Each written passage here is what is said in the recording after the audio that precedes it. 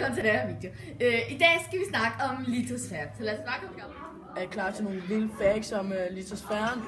Nu kommer de. Første spørgsmål. Hvad udgøres litosfæren af? Litosfæren udgøres af jordskorpen og bjergarterne.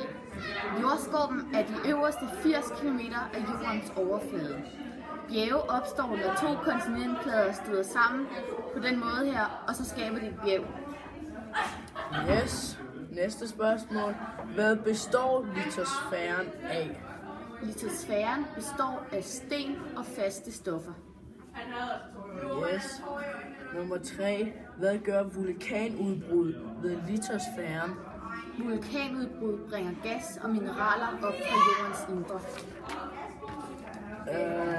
4. Hvad sker der, når mineralerne og gasserne slipper ud i atmosfæren? Mineralerne bliver til næring for bakterier, planter og dyr.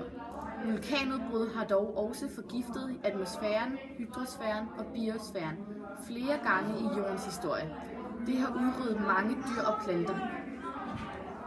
Yes. Nummer 5. Hvad er atmosfæren, hydrosfæren og biosfæren?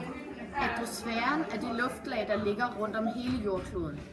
Hydrosfæren omfatter alt, hvad der har noget med vand at gøre. Det vil sige have, søer, floder osv. Biosfæren består af alt levende. Bakterier, planter og dyr. Yes, det var de facts. Ja, så er vi kommet udenfor, fordi vi er nogle outsiders. Ja, så er vi kommet udenfor, som I kan se, og her der har vi noget af litosfæren. Det vil sige, at vi har nogle sten, som det er det største del af litosfæren består af. Og vi har noget jord og noget sand, så ja, det er godt. Be careful to the nature. Stop! Tak fordi I så med i vores video.